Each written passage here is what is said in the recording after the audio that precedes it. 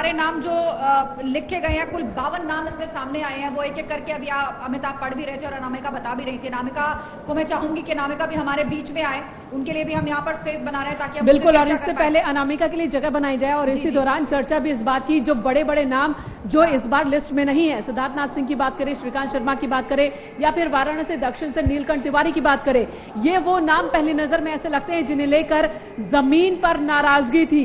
BJP के कार्यकर्ता हो या फिर स्थानीय लोग हों, उनकी ओर से ये शिकायत जरूर थी कि ये वो नाम हैं जो लोगों के बीच सहज उपलब्ध नहीं हो पाते थे। अगर कोई चाहता था इनसे मिलना तो काफी मशक्कत करनी पड़ती थी। ये एक रिपोर्ट जमीन पर जब इलेक्शन के दौरान भी कवरेज करने पहुंची थी मैं, तो देखने को एक मिल रही थी, लोगों के बीच इस तरह की बातचीत हो रही थी।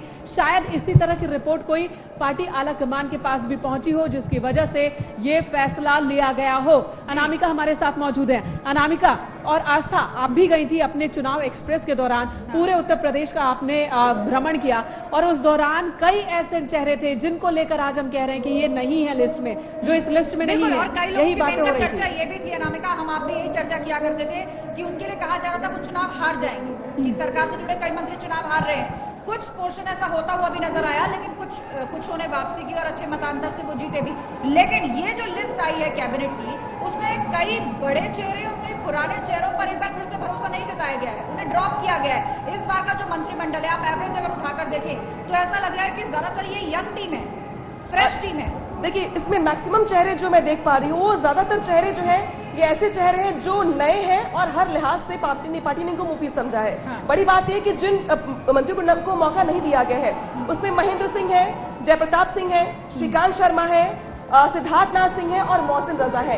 ये ऐसे मंत्री थे जिनके पास विभाग भी ठीक ठाक बड़े बड़े विभाग थे। मोहसिन रजा का ना होना क्या ये चौंकाता नहीं है? क्योंकि लगातार 80-20 का जब जिक्र हो रहा था तो यही कहा जा रहा था कि ऐसा नहीं है, सबका साथ सबका विकास का नारा पार्टी देती है, लेकिन जिस वर्ग से वो आते हैं अब उनकी नुमाइंदगी सिर्फ एक नया नाम वही करेंगे।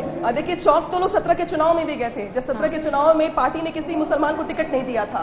इसके बाद जब मंत्री पद की शपथ लेने का मौका आया तो ठीक 2 घंटे पहले मोहसिन रजा के पास फोन चला जाता है ये कहने के लिए कि आपको बुलाया गया है शपथ लेने के लिए। तो खुद मोहसिन रजा को खुद नहीं पता था कि शपथ लेने के लिए जा रहे 1 घंटे पहले तक। लेकिन इस बार भी पार्टी ने ऐसे ही चौंकाया है। जब 5 साल तक मोहसिन रजा जाते रहे जनता के बीच में और काम चेहरा बन गए थे, चेहरा बन गए थे, लेकिन इस बार पार्टी ने फिर से सरप्राइज कर दिया है।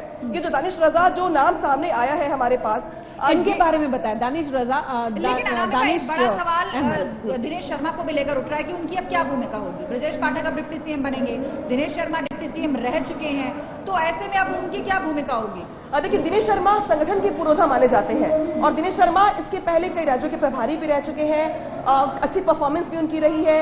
मेयर से उन्होंने सफर शुरू किया था अपने पॉलिटिक्स का, और नहीं, मेयर से भी पहले वार्ड मेंबर हुआ करते थे। वो वार्ड मेंबर से शुरू किया था उन्होंने, फिर मेयर बने थे। फिर मेयर बनने के बाद उनको अलग अलग पार्टी ने मौके दिया और हर पैरामीटर पे खड़े उतरे वो। इसके बाद 17 के चुनाव के बाद उनको एमएलसी बनाया गया 2018 में। उसके बाद जो उनका सफर था अब वो अभी तक चल रहा है, क्योंकि वो अभी तक एमएलसी हैं। लेकिन ये बताना अनामिका, शिक्षा के क्षेत्र में उन्होंने कई सारे फैसले लिए, खासकर उच्च शिक्षा के लिए कहा जा रहा है कि उनके बहुत सारे आमूलचूल परिवर्तन वाले फैसले रहे। फिर उनका डिप्टी सीएम के तौर पर न रहना, कैबिनेट में शामिल न होना, इसके पीछे और क्या वजह हो सकती है? कोई बड़ी भूमिका या कुछ और? देखिए, मुझे यहाँ पर लगता है कि बड़ी भूमिका, क्योंकि दिनेश शर्मा इस कद के नेता हैं जिनके संबंध ऊपर बहुत अच्छे, बहुत बेहतर हैं, सबसे संबंध बेहतर रख के चलते हैं वो। और अगर उनको डिप्टी सीएम नहीं बनाया गया है तो मुझे लगता है कि पार्टी ने उनके लिए बहुत कुछ सोच के रखा हुआ है। लेकिन ऐसे चेहरे श्रीकांत शर्मा भी हैं जिनके संबंध दिल्ली में बहुत बेहतर हैं, ब्राह्मण चेहरे के तौर पर थे। लेकिन श्रीकांत शर्मा को लेकर नाराजगी लोगों में थी तो कि वो मिलते नहीं है। श्रीकांत शर्मा के साथ 2 बड़े फैक्टर थे। पहला तो ये कि उनके दिल्ली में संबंध ज्यादा बेहतर थे यूपी के मुकाबले, तो वो दिल्ली में इस पर ज्यादा फोकस करते थे। मुलाकातों का दौर में दिल्ली में ज्यादा चलता था, यूपी के लोगों से थोड़ा कम चलता था। ऊर्जा विभाग दिया गया था उनको, 5 साल तक यही विभाग दिया गया। हालांकि बाद में बाकी मिनिस्टर्स को एक्सपेंशन के बाद उनके विभाग बदले गए, लेकिन श्रीकांत शर्मा ऐसे मंत्री थे जिनका विभाग बदला नहीं गया। 2022 तक उनके पास ऊर्जा विभाग ही था, लेकिन उनका मंत्रिमंडल में शामिल ना होना, इस लिस्ट में शामिल ना होना, एक वो कंट्रोवर्सी भी आपको याद होगी ऊर्जा विभाग को लेकर, मीटर्स को लेकर खासकर एक कंट्रोवर्सी आई थी, बिजली बिल को लेकर के आई थी, जिसमें श्रीकांत शर्मा ने बकायदा सामने आकर बिजली विभाग के अधिकारियों को फटकार लगाई थी। फिर बोला गया था गलती वहां से हुई है, तमाम चीजें। क्या वो सारी चीजें भी रिपोर्ट कार्ड का हिस्सा थी? वही एक घटना ऐसी थी जिसके बाद श्रीकांत शर्मा ने बहुत हद तक किनारा कर लिया मीडिया से। उन्होंने फिर बात पे, चूंकि उनको पार्टी के प्रवक्ता भी बनाया गया, तो सरकार में प्रवक्ता वो भी थे और सिद्धार्थनाथ सिंह भी थे, लेकिन बाद में उन्होंने मीडिया से किनारा कर लिया इसी कंट्रोवर्सी के बाद। और उसके बाद श्रीकांत शर्मा का जो एक ऑरा होता है पब्लिक में, पत्रकारों के बीच में, वो धीरे धीरे सिमटता चला गया। अभी भी श्रीकांत शर्मा सुबह तक जब हमारी उनसे मुलाकात हुई थी और कल भी जब वो लोक भवन आए थे तो मीडिया से काफी बच रहे थे, वो साइड से निकल रहे थे। हालांकि आज तो सुबह उन्होंने बात की, लेकिन उन्होंने सिर्फ इतना ही कहा में विकास के पद पे आगे बढ़ने जा रहे हैं। लेकिन कुछ और नामों पर अगर हम चर्चा करें तो स्वतंत्र देव सिंह का नाम भी जो है वो मंत्री पद के लिए फाइनल हो गया है।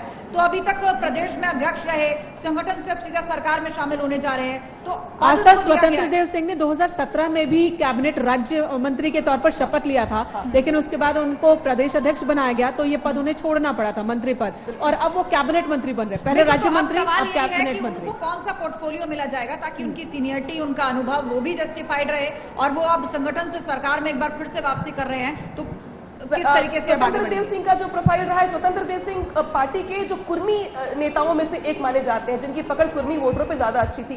लेकिन 17 के चुनाव के बाद, जिस वक्त केशव मौर्य प्रदेश अध्यक्ष थे, 17 के चुनाव से पहले 2016 में, तो जब केशव मौर्य सरकार में आए तो स्वतंत्र देव सिंह को भी सरकार में लाया गया।